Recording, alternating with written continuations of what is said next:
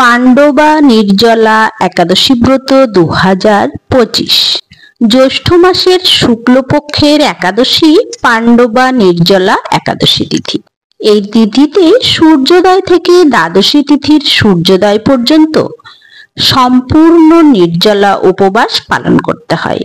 এই দিনে ভগবান বিষ্ণুর পূজা আরাধনা ও নাম সংকীর্তন করা হয়। সম্ভব হলে রাত্রি জাগরণ করে ভজন কীর্তন করা হয়। পাণ্ডবা নির্জলা একাদশী ব্রত 7 জুন 2025 শনিবার।